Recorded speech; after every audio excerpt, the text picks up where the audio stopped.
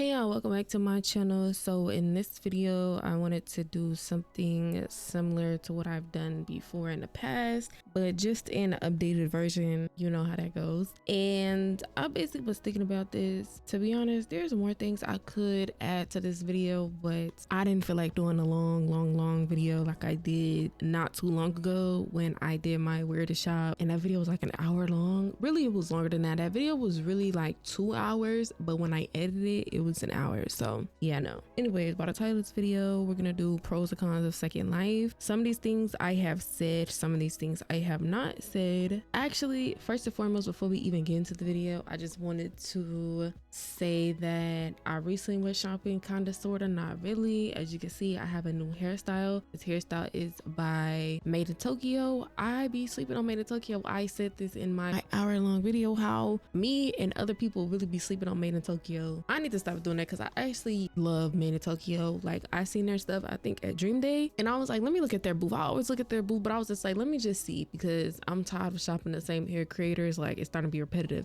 So I was like, let me see what Made in Tokyo got. And so I ended up getting this hair by them, and it is so freaking cute. This little bang. And also too, I don't know if it's just me, I hate buying hairs from people, and it's kind of like, I already have a hair like this. So when I bought this hair, I don't really have a hair that looks identical to this. Obviously there's a million and one hairstyles on Second Life where they have the swoop over the eye, but I was like, this is kind of different because the hair, I don't know if y'all can see, but the hair, what is it called when it's like it curls outward? Like, y'all know a bob, but like, say that instead of curling the ends inward toward like the face or the neck, whatever, they curl it outward. I forgot what that is called, but the hair is like curled outward. And then I got this set from Pox. I bought some other stuff, but I just didn't feel like wearing it for this video because I could not come up with a outfit that looks nice, and I'm very particular when it comes to that. I don't know why. I was like, I'm gonna go buy this from Pox real quick, which is the shirt and the pants. I just got the regular. A lot of times I be getting a fat pack, but I didn't feel like getting a fat pack this time, so yeah. And then also I went to go get a new AL because the AL that I was wearing, I was tired of wearing that. So this should still be in Gold Square's main store for the people that be like, where do you get your AOs from? Anyways, getting into the video for real. So obviously I'm gonna say the good and then the bad. I only have 4 things listed for the good and 3 things listed for the bad. I could not think of a fourth. For cons, I don't know, maybe y'all could say y'all's opinions in the comments of like pros and cons of Second Life from y'all's experience, but this is just like my experience basically, right? Okay, pros, I said avatar customization. You're able to get full creative freedom to do almost anything you want to your avatar. If you want your avatar to be pink, if you want your avatar to be blue, if you want your avatar to have big eyes, little lips, long nose, big arms, you literally can do all of that. Most games, you can't really do that. A lot of people compare AMD to Second Life where they're totally different. I have an old video kind of comparing those two. I don't play AMD no more, so I'm not finna do an updated version of that. A lot of people compare AMD and Second Life together. AMD, you're very limited to some of the things you can do. On Second Life, you can customize almost anything. If you want to make your avatar look like Jada Waiter, if you want your avatar to look like Beyonce, if you want your avatar to look like Nicki Minaj, you literally can make them look like that. People literally get references and make skins and stuff. Okay, period. They do that on IMV as well. Well, I'm starting to see more people starting to do that, even though they probably been doing it, but I don't play IMV no more. But people on Second Life will make custom skins of real life people, and then it's not just, oh, put a skin over my face, now I look like a celebrity. No, you have to actually shape and think of like Play-Doh. You have to actually mold your character to look a certain way, and then you slap the skin on top, and then you look like the actual person. Like, but I've seen people, what is it called when they make like IRL people and they pretend to be them, but like Second Life version? I've seen Drake, I've seen Nicki Minaj before, I've seen like JT, I've seen India Love. Man wise, I'm pretty sure it's a lot of people from like Pinterest. Well, girl and boy wise, I feel like some people probably get their skin inspirations from people off Pinterest. And then also people get their real life face. A lot of people will get custom skins and it will be their real life face just enhanced a little bit, and then that'll be their avatar, it'll be their face. So you literally can do anything you want to your character. The next pro that I put was high quality graphics. As you can see, My graphics are, I guess you can say, in the high quality section. I play with all my settings on like ultra high, whatever you want to call it, whatever it is, because it's different. I think on Firestorm your settings can be put on ultra. On Black Dragon I feel like it's different.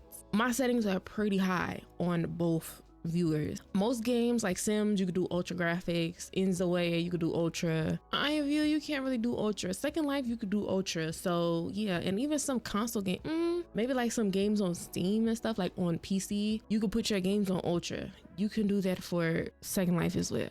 And if you don't have the PC for that, you could just do maybe medium to high, or maybe medium or low to medium. So it just all depends. The next thing that I said was to be able to make a living from Second Life, meaning people that create. And there's a big creator world out there on Second Life. You can make skins, you can make hair, you can make nails, you can make clothes, you can make animations, you can make tattoos, you can make cosmetic stuff like makeup or whatever. You can make furniture, you can make like props, like holdable props, you can make poses, you can make almost anything. You can make pictures, like little canvas thing pictures people could have in their house. I mean, wouldn't that be considered furniture? Y'all know what I mean. You could be like an interior designer. You can be people that make custom booths for people at events and stuff, because events are always gonna be in style. Like, you know, you have main stores and you have events. People be needing custom booths for certain events and stuff, and most events their booth sizes are different. So the people that make booths make a hella money, because say you want a booth at Dream Day made, but then you're like, oh, I can't use this booth at Dream Day, I need another custom booth made for maybe the Access event, like, you know, stuff like that. So the people that make custom booths more than likely make custom stores too.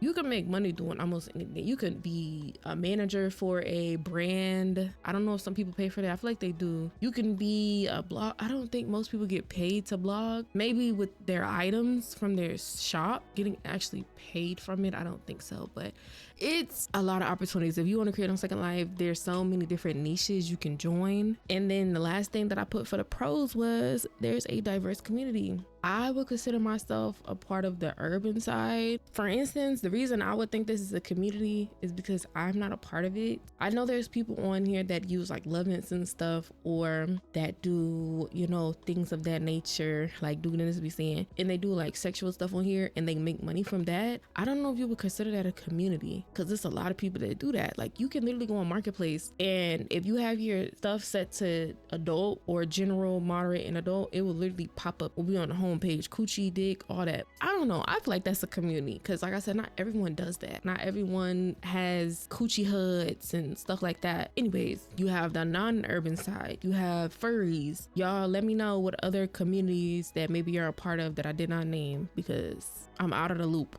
And then getting on to the cons, which are the bad. First thing on my list, which is funny because I just did a video kind of sort of on this. So I put not beginner friendly, practice makes perfect. Y'all, I have a Second Life TikTok, right? I have not posted on there since I believe last year, or maybe like January, February or something. I'm not sure. I ain't posted on there in months. I still be getting likes, I still be getting hella follows, and people still be commenting on my old videos, because some of my videos be going not really viral, but they be getting traction out of nowhere. I don't know, it's weird. Sometimes people will comment, what's your Instagram, or oh, can you DM me, I need some help with Second Life, can you help me, can you teach me this and that? And it's just like, I would love to individually help people. I'm sorry, I just do not have the time and patience for that. I can always, you know, make detailed videos to my best ability to help people, but to sit there and individually help someone, I don't have the time and patience for it. I really don't. When I even started playing Second Life, I had to learn for myself. Obviously I had people helping me kind of sort of, but for the most part I learned how to do stuff on my own. And I feel like a lot of people at some point in time when you play Second Life, you had to learn to do things on your own, whether that be to decorate, whether that be to customize your avatar, whether that be to shape your avatar, whether that be to add clothes and hair and stuff like that to your avatar. That's not really so simple, you know. When it comes to stuff like that, you just have to practice. Like, really, you have to practice.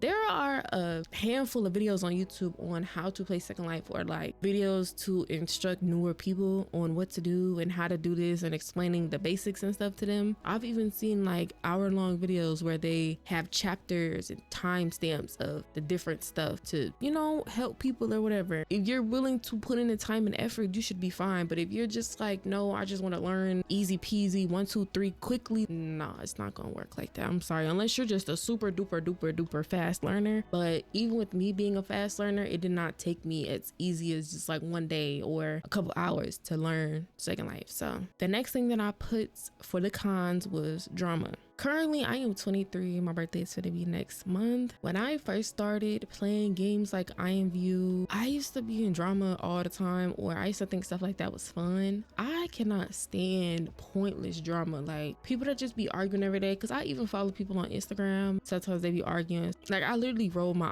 eyes and be like, bro, how old are these people? And some of these people that be arguing on Instagram Live, where they be making posts, or they be posting a million stories talking about different people and atting them and stuff, and trying to expose people's BTAs and showing how they look. Some of these people be older than me, and I just be like, bro, it's 2025. Y'all are still taking things seriously on a game like Second Life. Y'all are still arguing, saying y'all are gonna do this and that when I see you, and oh, you're scary, and oh, I got more money than you, da, da, da. Like, it's so played out to me. Like I said, when I was younger, I used to live for that type of stuff. When I was in high school, when I used to be playing IMView, I used to love arguing. I mean, until it got to a point where I would be arguing almost every day, unprovoked. It's more to life than just arguing every day with people on the internet. I ain't gonna never see you ever in my face. You live in a whole different country. What am I arguing with you for? But when I was younger, I didn't mind that type of stuff. Even when I go to certain events, scratch that, not events. I go to certain like places like Sims and stuff. People be on the mic arguing and, oh, didn't you do this? Or wasn't you begging them to die? Oh, didn't you ask me for money and all? I just instantly get annoyed, because it's just like, y'all are grown. Y'all are adults. Y'all are in your late 20s, sometimes early 30s. Y'all are sitting there doing this. Like, come on now. You're going to run into some type of drama. If you're not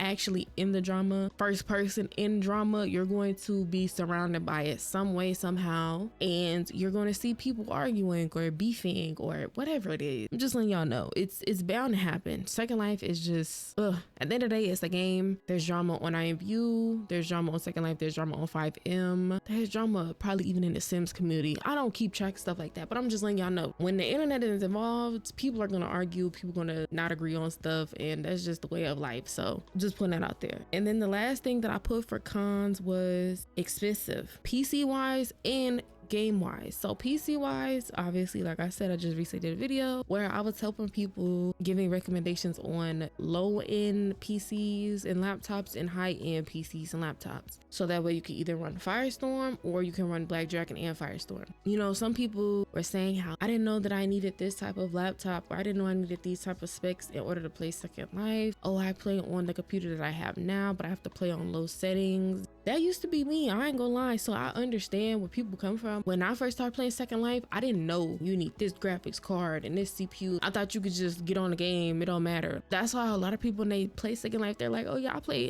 Second Life on my MacBook. This is IMView. You can't really get away with that as much as you can playing a game like that. But Second Life, you need better gaming equipment in order to get the best out of the game. And then in-game wise, everything costs. Matter of fact, just going based off of my avatar, the only thing that I'm wearing that probably was free were these socks. The skirt, the shirt, even though I got them for cheap, I still had to pay. The hair was like 400 lindens, I think. The skin that I'm wearing was like 1,000 lindens. That's just the face skin from the neck down. That probably was like maybe 200 or 300. I'm not sure, I can't remember. All the other stuff I have on, I got on a whole bunch of different stuff. I don't really know. I would have to open my inventory to tell y'all. But I have on like body physics, I had to pay for that. I have on an AO, I had to pay for that. I have on eyelashes, I had to pay for that. The head that I'm wearing, I had to pay for that. The Luca head, the body I'm wearing for my body shape is Legacy. All of the stuff that I'm wearing, I had to pay for. The house that I'm in, I had to pay for. The furniture that you kind of sort of can see in frame, I had to pay for. Like, y'all, everything cost on Second Life. And I remember somebody was telling me that too when I first really got into it or wanted to be serious about it. They were just like, oh yeah, you gotta buy the lindens, all this and I was just like, all right, bet. Mind you, I was in college broke, but I was like, I want to play Second Life. So I bought like $60 worth of lindens. Mind you, that's nothing, especially for a starter avatar. That's nothing. The girl, she hooked me up. It's like, what, 5K, 6K, like that's nothing. I'm pretty sure even if you've been on Pinterest before, because some people post their Second Life ads on there, you probably seen stuff on Pinterest. Was like, oh, this is cute, I want this. If you was to go buy that in game, or if you was to have your avatar kind of look similar to theirs, you spending a good few $100s IRL money, on top of you needing a good PC for you to have like the graphics to compare with theirs. So yeah, that's a super big con, and we just gonna end the video on that, because every time I think of a topic similar to like the price of how much Second Life is, I just think about how much money I done spent on this game altogether. I done spent about $3,000-$4,000. I'm being so serious on Second Life altogether, with just regular and with me when I was creating and being in all these events and stuff like that. Hopefully y'all enjoyed this video. Hopefully this video was interesting, entertaining, and yeah, I don't know. But like I said, if y'all have any pros or cons, any good and bad things, y'all let me know in the comments your experiences, and yeah, we can have a little talk about it in the comments. Make sure y'all like, comment, and subscribe, and I will be back with another video.